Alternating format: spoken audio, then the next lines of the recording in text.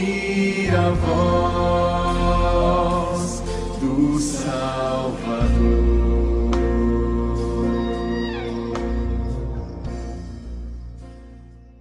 Gálatas capítulo 1, versículos 18 a 24, diz assim: decorridos 3 anos, então subi a Jerusalém.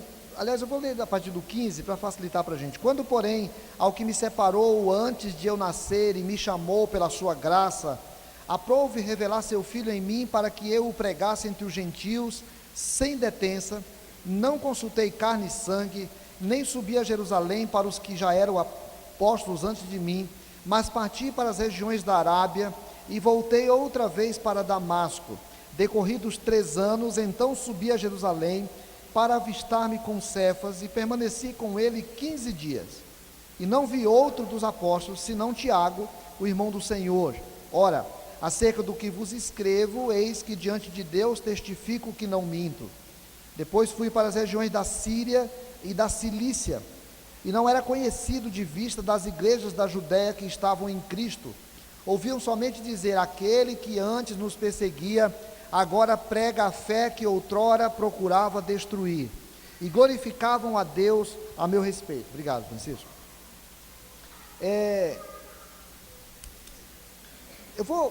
Na verdade eu ia falar outra coisa, mas eu vou falar uma coisa bem pessoal para vocês aqui. A gente vai ficando mais velho e vai vendo as mudanças acontecerem, e essas mudanças é muito legal a gente poder percebê-las. Eu lembro muito, há uns bons anos atrás aí, a nossa comunidade aqui do lado, a gente se reunia aqui do lado, e terminou o culto ali, e eu lembro que preguei um texto de Neemias, e aí um irmão, eu muito empolgado na minha juventude, nos meus 25, 26 anos, ali na frente, e aí passou um irmão e disse assim: ô pastor, que bom, que o senhor pregou essa palavra, porque a igreja hoje não é mais o que era há 20 anos atrás. E eu falei para ele: graças a Deus, né, que a igreja não era o que era 20 anos atrás, porque tudo mudou em 20 anos e a igreja também precisa mudar. E hoje eu paro e olho pensando que a igreja está mudando mesmo. A igreja mudou e está mudando, e algumas mudanças são muito legais. Por exemplo, olhar a Mari aqui na frente, poucas pessoas viram a Mari falando aqui na frente. Talvez eu pelo menos nunca vi a Mari pregando, nunca vi a Mari chamando as pessoas, nunca vi a Mari convidando pessoas aqui, mas eu sei do papel que a Mari exerce na vida de muitas pessoas na célula, de muitas pessoas no King's Kids, e aí poder olhar uma menina jovem, excessivamente bonita, né? A Mari exagera na beleza, né? Excessivamente bonita, mas passar por toda a faculdade de um modo muito sério, muito dedicado à igreja, como a Nayane disse aqui. Era uma menina cheia de atividades, mas muito comprometida com o evangelho, comprometida com a igreja, participando ativamente. E aí o pastor Cristiano usou uma expressão que eu gostei muito aqui, que aquele grupo todo era pastoreado pela Mari. Isso é uma mudança que a gente tem na igreja, uma mudança muito positiva. Antigamente, quando a gente pensava o papel do pastoreio, esse papel do cuidar das pessoas, ele era atribuído só aos pastores. Agora a gente já não tem mais esse papel sozinho, né? Então é uma mudança positiva que teve na vida da igreja. Mas ao mesmo tempo me assusta a gente está perdendo de vista uma coisa que tinha antigamente, que se falava muito na igreja, que era essa responsabilidade que cada crente tem de pregar o evangelho de Jesus. Isso era assunto de domingo à noite. Hoje em dia ele começa a deixar de ser assunto de domingo à noite, porque domingo à noite tem um grupo grande de pessoas que eles não são pessoas que são membros de uma igreja, são pessoas que vão domingo à noite, e eles vão embora para casa, e eles não fazem muita questão de ser membros de uma igreja. Quando eu estou lá no consultório e eu vou perguntar sempre para alguém, o primeiro dia que vai lá, eu estou fazendo uma anamnese lá e perguntando da vida da pessoa, e eu pergunto religião, e a pessoa fala: eu sou católico. Eu pergunto: o padre sabe quem é você? Porque o católico que o padre nem sabe quem é, ele não é muito católico, né? Para mim, católico é o cara que é lá da igreja, que o padre sabe quem é, que participa, que é ativo lá. Da mesma forma, na igreja, a gente no domingo à noite deu uma modificada, porque a gente tem um público grande que já não é aquelas pessoas que falam assim, eu sou membro da igreja. Então, os assuntos de domingo à noite, eles começam, de modo geral, nas igrejas evangélicas, ser assunto meio de promover a autoestima. Você vai ser vencedor, essa semana Deus vai te abençoar, você vai ser, enfim, esses assuntos aí. Mas a Bíblia não, quando a gente resolve pregar a Bíblia, e aí você prega numa sequência como eu prego, é complicado, porque é difícil até achar textos que falem sobre isso. Os textos falam para pessoas que conheceram Jesus, pessoas que foram alcançadas pelo Evangelho de Jesus, pessoas que foram transformadas em cristãs, e ao serem transformadas em cristãs, ele perdoou seus pecados, preparou essas pessoas para irem para o céu, pela graça, pela misericórdia de Jesus, porque todos nós somos pecadores, nos colocou para viver em igreja juntos, para poder a gente ter paciência um com o outro, para poder ajudar um ao outro, para poder que a hora que aquele irmão cai, o outro vai lá, pega pela mão, levanta e fala, cara, vamos, e vamos, porque amanhã se eu cair eu vou precisar de você. Então para a gente ter essa ajuda, para ter essa comunhão, mas também para poder a gente se preparar, porque todos nós que já fomos convertidos pela graça de Jesus, nós fomos convertidos a missionários. Todos nós temos uma missão, todos nós temos um ministério, todos nós temos um trabalho, todos nós temos uma responsabilidade, e Deus vai cobrar essa responsabilidade de todos nós. Como alguém já disse no passado, quem não é missionário é campo missionário. Então, quando a gente pega esse texto aqui, o apóstolo Paulo, ele vai tratar de assuntos doutrinários muito sérios com as igrejas da região da Galácia, mas ele para num primeiro momento para poder se defender, porque havia muitas acusações contra ele naquele tempo. Havia pessoas que batalhavam contra Paulo, cristãs, dentro da igreja, criticando Paulo, chamando de liberal, chamando de irresponsável. E aí Paulo, ao escrever essa carta, nós já vimos no texto anterior, ele começa a falar para vocês, gente, olha, eu estou meio preocupado porque vocês criam de um jeito e passaram tão rapidamente, porque alguém chegou e ensinou outra coisa para vocês e vocês mudaram muito rapidamente. Então, eu vou falar com vocês nessa carta, e eu vou falar não porque eu tenho compromisso com algum homem, não porque eu sou autorizado por algum homem, eu vou falar por causa do compromisso que eu tenho com Deus, eu vou falar por causa dessa unção que eu recebi de Deus.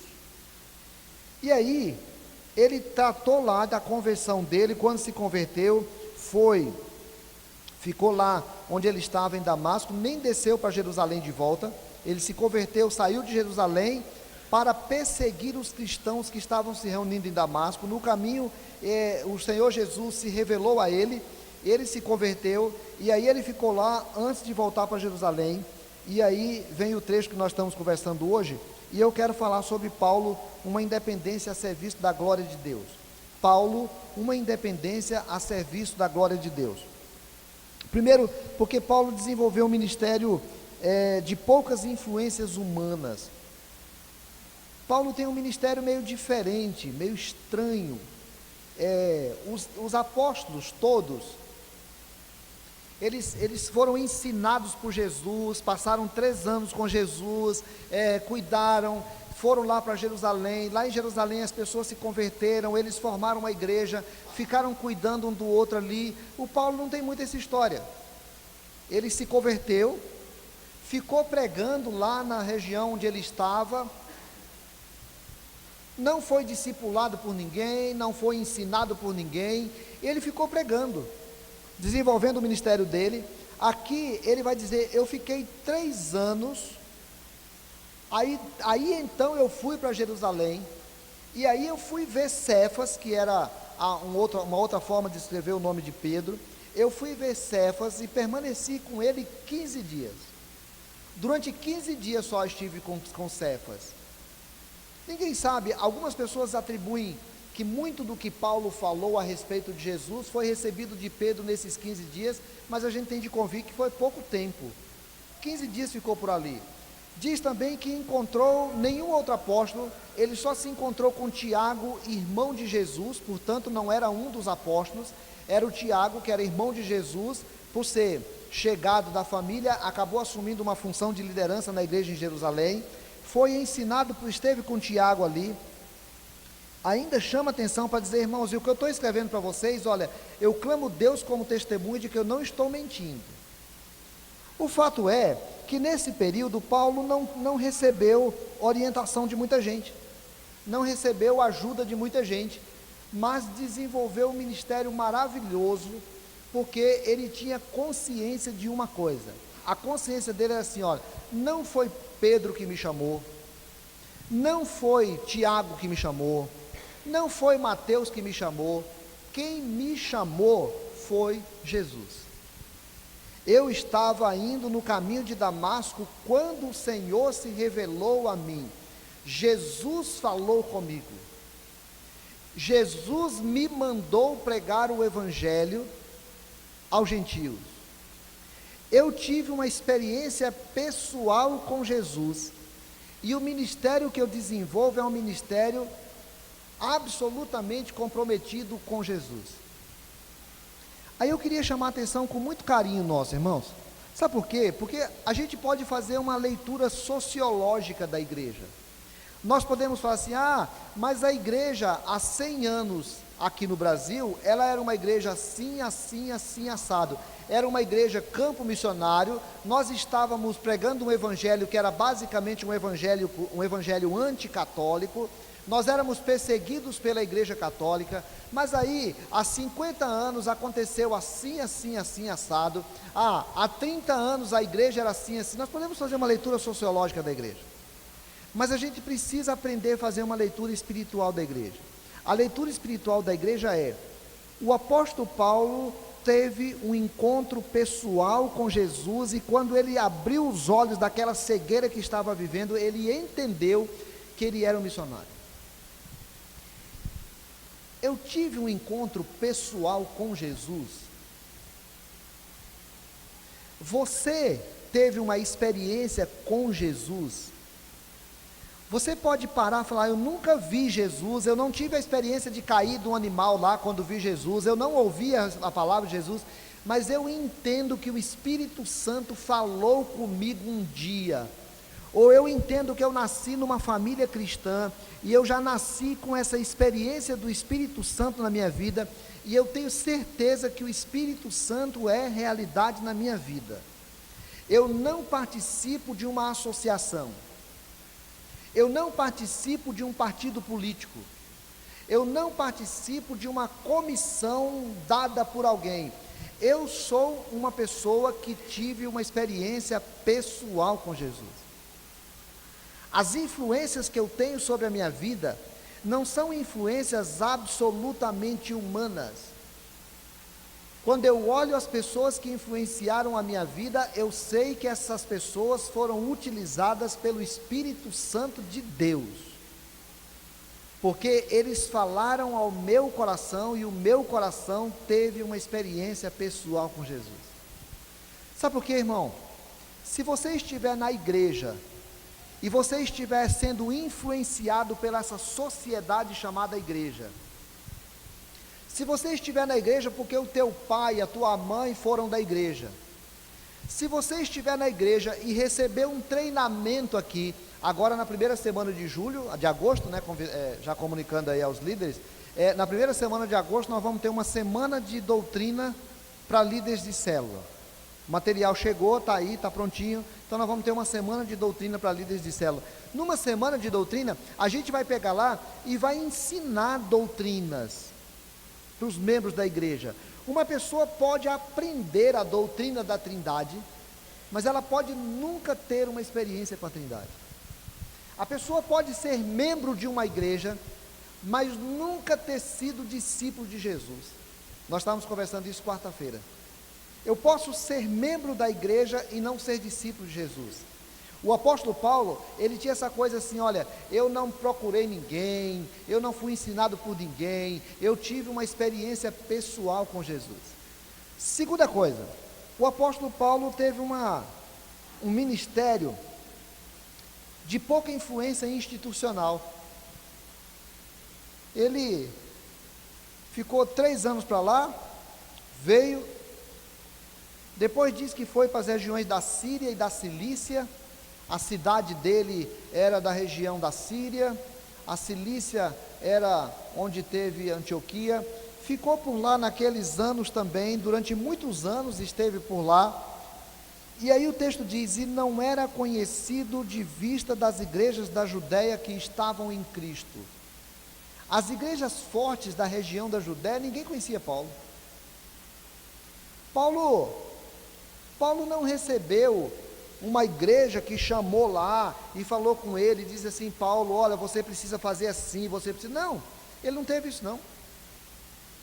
Diz que ele não era conhecido nem de vista dos irmãos que eram mais influenciados pela igreja judaica. Ele só era conhecido de ouvir falar, porque as pessoas falavam dele e diziam: aquele que antes nos perseguia, agora prega a fé que outrora procurava destruir. Não era de grande influência de igreja. Como é que é hoje? Hoje o Caio nasceu na igreja evangélica presbiteriana, viveu aqui com a gente. Chegou um dia que nós começamos a colocar o Caio para pregar, começamos a conversar com ele e chegamos à conclusão de que o Caio tinha vocação pastoral. E aí o Caio, nós fomos estimulando, ajudando, ensinando, e aí o Caio foi lá numa reunião do conselho, o conselho avaliou, chegou à conclusão de que ele poderia ir para o seminário. Aí o Caio foi para o presbitério, lá na região, lá na nossa regional, o presbitério foi lá, avaliou o Caio e chegou à conclusão de que ele podia ir para o seminário. E aí ele foi para o seminário presbiteriano, porque não podia ser o seminário batista, não podia ser o seminário assembleiano, era um seminário presbiteriano, porque a nossa instituição é presbiteriana. Ah, mas nós não queríamos que ele fosse para o seminário presbiteriano de Goiânia, nem para o seminário presbiteriano do Rio de Janeiro, porque a nossa região aqui diz que os pastores daqui é para ir para o seminário em Ji-Paraná. Então o Caio foi para o seminário em Ji-Paraná, lá ele passa 5 anos estudando aquilo que nós queremos que ele estude, e se ele começar a estudar muita coisa meio por fora, nós ainda vamos ter meia dúzia de pastores para ficar aperreando ele, porque ele tem que ser botado dentro de uma caixinha presbiteriana, porque as coisas têm que ser do jeito que a gente pensa. Depois que ele terminar os 5 anos, ele vai lá no presbitério, e lá no presbitério ele vai pregar um sermão, e a gente vai ficar com todos os pastores e presbíteros lá, avaliando o sermão dele, para ver se ele fala alguma besteira. Aí depois vai ter uma reunião, onde as pessoas vão apertar o Caio tremendamente, e aí depois, se ele passar, ele vai ficar 1 ano numa igreja, de 1 a 3 anos, com alguém como tutor, para poder ficar cuidando dele, para poder ver se ele está na caixinha mesmo, porque a gente precisa que todo mundo esteja na caixa. Se ele estiver dentro da caixinha, tudo acertadinho, no final do ano eu vou chegar lá no presbitério como tutor dele e vou falar: olha, o Caio ficou dentro da caixinha, aprendeu a caixa, botamos dentro da caixa e ele está repetindo a caixa direitinho. Aí o presbitério fala: então tá bom, então vamos conversar com o Caio de novo, bota o Caio para pregar, faz de novo uma reunião. Veja, aí se tudo tiver de acordo com a caixa, a gente ordena o Caio e diz para ele assim: agora reproduz a caixa. Porque a instituição é um negócio muito forte. Paulo não teve esse negócio das instituições. Antes de ele ir para a instituição lá em Antioquia, quando Barnabé pegou Paulo, levou para Antioquia, e aí Deus falou com a instituição, e a instituição mandou Paulo para o campo missionário, e Paulo passou formando instituições, e voltando depois para prestar relatório na instituição em Jerusalém, e depois se adequando às decisões doutrinárias da igreja em Jerusalém, e depois criando fórmulas para que a instituição aconteça. Então veja, eu não estou falando contra a instituição, porque o apóstolo Paulo é o grande organizador dessa instituição chamada igreja. O que eu quero chamar a atenção aqui, irmãos, é que assim, a autoridade do apóstolo Paulo não era uma autoridade que começou na instituição. A autoridade dele começou na experiência pessoal com Jesus. Uma instituição pode autorizar alguém a pregar. Uma instituição pode autorizar alguém a ser pastor. Uma instituição pode autorizar alguém a ser presbítero. Uma instituição pode autorizar alguém a ser diácono, professor de escola dominical, líder de célula. Uma instituição pode fazer isso, mas todo cristão tem uma responsabilidade que ultrapassa a instituição. Todo cristão tem um compromisso com Cristo que vai além da instituição. Todo cristão precisa ter a nítida certeza de que quando ele sai daqui e ele vai para o seu trabalho, ele é um missionário de Jesus.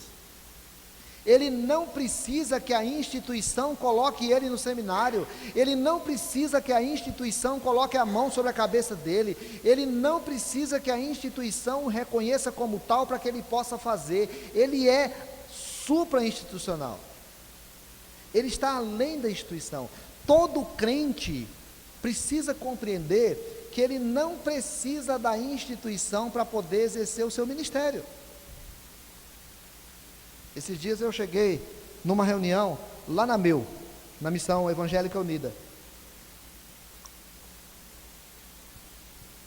Chegamos eu e a Del, foi reunião à tarde, e quando eu cheguei lá, quem estava dirigindo a reunião era o Cavalcante. E aí eu tomei um susto, porque é uma instituição que está tratando a respeito de um instituto bíblico indígena, aqui, na E quem estava dirigindo a reunião era o Cavalcante, nosso irmão da igreja aqui. E aí, ao final da reunião, o Cavalcante foi eleito vice-presidente da instituição. É uma associação que está convidando crentes e convidando instituições, inclusive convidando a Gileade, e convidando crentes para serem associados àquela instituição, para que eles possam preparar os indígenas para poder fazer esse trabalho missionário que nós estávamos conversando aqui. E aí o Cavalcante foi indicado para presidente, e ele falou assim: irmãos, eu não gostaria de ser presidente, porque eu gostaria que fosse um indígena presidente. E aí foi feita lá a eleição e foi eleito o indígena presidente, e o Cavalcante foi eleito vice-presidente. Colocado por quem daqui? Nós não estávamos nem sabendo, a gente não estava nem sabendo. Então agora eu estou associado lá, num trabalho em que meu vice-presidente é o Cavalcante, porque o Cavalcante está entendendo que ele não precisa desse reconhecimento institucional para servir lá fora. Porque uma pessoa, eu cheguei numa instituição aí outro dia, e aí eu fiquei sabendo que tem uma reunião de célula lá dentro da instituição, é meio escondida. Então, os irmãos, eles se reúnem semanalmente, são irmãos de igrejas diferentes, que se reúnem semanalmente, 15 minutos, para poder orar pelas vidas deles, para orar pela vida do trabalho deles, pelo ambiente que tem ali, e eles não são de célula de igreja nenhuma. Sabe por quê, irmãos? Porque mais do que instituição, você é crente, você precisa. O ministério de Paulo era meio independente das pessoas, no começo, meio independente da instituição, depois ele foi participando mais ativamente disso, mas por último, eu queria chamar a atenção para esse fato. O ministério de Paulo, ele era um ministério que tinha o sentido de existir, era a glória de Deus. Eu acho isso muito bonito em Paulo, porque dele, por ele e para ele são todas as coisas, a ele pois a glória eternamente, amém. Porque quer comamos, quer bebamos, ou façamos outra coisa qualquer, façamos para a glória do Senhor. Para mim, o viver é Cristo e o morrer é lucro. Porque se vivemos, somos do Senhor, se morremos, somos do Senhor. Então, o apóstolo Paulo entendeu, quando ele teve aquela experiência com Jesus, ele entendeu que viver é viver para Cristo. Que as pessoas, ao olharem Paulo, eram para glorificar a Deus, porque ele queria ter a certeza de que viver aqui é viver para a glória de Deus. E aí ele diz assim: as pessoas, quando olham para a minha vida, eles entendem que eu não fui para Damasco destruir pessoas, eu fui para destruir a fé. Eu não fui com a intenção de destruir crente, eu fui para destruir a fé. Eu queria acabar com esse negócio chamado cristianismo. De repente eu tive uma experiência com Jesus, e quem tem uma experiência com Jesus tem de compreender que agora vive para a glória de Jesus. Então, quando as pessoas olhavam para mim, eles glorificavam a Deus a meu respeito. quando as pessoas olhavam para mim, eles glorificavam a Deus a meu respeito. Eles diziam assim: ei, tá vendo aquele cara? Aquele cara era perseguidor, agora ele é crente. E a gente louva a Deus pela vida dele. A gente glorifica a Deus pela vida dele. O apóstolo Paulo entendeu aquilo que Jesus diz assim: quando vocês saírem para iluminar, vocês vão iluminar para que as pessoas vejam as vossas boas obras e glorifiquem o vosso Pai que está no céu. O apóstolo Paulo entendeu que ele era o maior sermão que ele tinha. O apóstolo Paulo entendeu que o que estava em questão não era a sua fama, era as pessoas poderem olhar para ele e falar: caramba, aquele cara é crente. O que está em questão, irmãos, é aquele missionário que veio hoje aqui, que estava agora em 1996, eu falo agora porque eu já estava aqui. Ele estava agora em 1996 em Cuiabá, e assistindo televisão, no Jornal Nacional, de repente apareceu uma criança que depois de um atentado à bomba lá, apareceu uma criança toda ensanguentada, cheia de poeira, e ele disse, na hora que viu aquilo, ele ficou impactado com aquilo, ele disse: meu Deus, eu tenho que fazer alguma coisa. Essa é uma pessoa que teve uma experiência pessoal com Jesus, e quando ele olhou para a realidade, ele fala: eu tenho que fazer alguma coisa, porque o Espírito Santo tocou o meu coração em relação a essa realidade.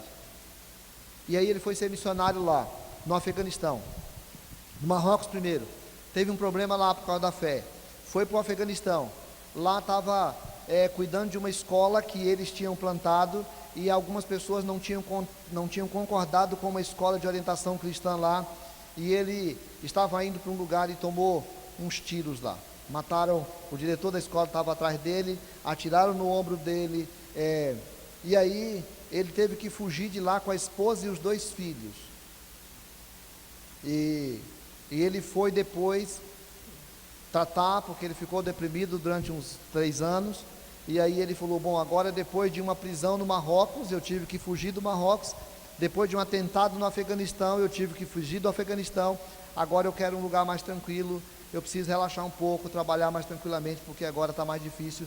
E aí ele foi para o Iraque, para poder ser missionário no Iraque, e agora ele trabalha lá no Iraque. Para quê? Para que a gente possa olhar para ele e glorificar o nosso Pai Celestial, para que a gente possa olhar para ele e falar que Deus toca o coração de uma pessoa para que ele possa pregar o Evangelho de Jesus. Essa semana eu falei aqui no domingo que eu fui lá no velório do pastor que morreu aos 97 anos, pastor Feliciano Amaral. Na segunda-feira nós fomos no velório da irmã Ana Bem-vinda, a irmã que abriu a sua casa para o primeiro culto presbiteriano aqui em Rondônia.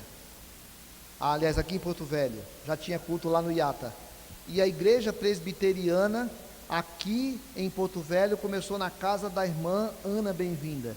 E ela passou todos esses anos crente, fiel ao Senhor. E agora ela morreu, e a gente pode parar, olhar para ela e glorificar o Senhor. Nós fomos ontem no velório da irmã Leonor, 93 anos. E aí eu fiquei vendo, talvez foi o velório que eu vi os netos mais apaixonados por uma avó, e as pessoas falando da fé da irmã Leonor, do testemunho da irmã Leonor, e a gente poder parar e olhar e falar assim: caramba, a gente glorifica a Deus pela vida da irmã Leonor. Eu quero muito ir no teu velório, vou ficar muito feliz de ir no teu velório, lá no velório. Eu quero saber o que é que vão falar de você, irmão. Essa é a questão. Vão falar que eu fui um bom pai. Não estão falando isso não. Vão falar que eu joguei bola muito bem. Não estão falando isso não. Não estão falando isso não. Quer saber se as pessoas vão olhar para você e vão glorificar a Deus por você? Mas cara, esse cara, ele era um médico comprometido com o reino de Deus. Esse cara era um mecânico comprometido com o reino de Deus. A gente ia lá na oficina dele, deixava o carro lá e sabia que ele não fazia trambique, porque ele era um cara crente. Ah, essa professora era uma professora que lá na escola, ela tratava os alunos de uma forma diferenciada, e aí a gente glorifica a Deus, porque ela morreu hoje aqui, está aqui nesse lugarzinho aqui, mas a gente glorifica a Deus pela vida dela. O ministério de Paulo, ele era um ministério comprometido com a glória de Deus. Independente das pessoas, independente da instituição, independente da fama pessoal, ele era alguém que as pessoas olhavam e glorificavam a Deus pela vida dele. Eu queria te convidar para a gente cantar. Vou convidar você para ficar em pé. E se você tiver coragem, ó irmãos, presta atenção. Se você tiver coragem, canta essa música. Se não tiver coragem, não canta. Deixa que o menino canta para a gente. Mesmo que for mentindo, pode cantar. Vamos liberar os meninos, se eles quiserem mentir, mintam. Mas a gente não. Hoje o missionário falou aqui, olha, se você se comprometer comigo, de falar assim, eu vou orar por você, então ore. Tem um papelzinho aí que foi entregue lá, era para entregar aqui. Se você se comprometer que vai mandar 20 reais por mês, mande. Não me deixa na mão não, que eu vou contar com o teu 20 reais. Se você se comprometer cantando essa música, Deus vai te cobrar. Porque o Senhor não quer gente que senta de domingo a domingo na igreja, abre os olhos, abre os ouvidos, mas não abre o coração. Senhor, eu quero ser usado por Ti. Eu quero sair daqui e eu quero propor ao meu coração ser usado por Ti. Essa semana eu ouvi com muita alegria. Eu estava questionando algumas coisas lá do projeto no Mariana. E eu ouvi com muita alegria Kilma e Eliane, né? Algumas pessoas já falando assim da alegria que eles estão de ir para o Mariana, de servir no Mariana. Aí agora, se a gente fosse pensar em acabar com o trabalho lá com as crianças para fazer, já não dá mais, porque agora já tem irmãos aqui com o coração se sentindo útil na vida de crianças que não conhecem de Jesus, mas que elas vão olhar para essas pessoas e vão glorificar o Senhor por elas.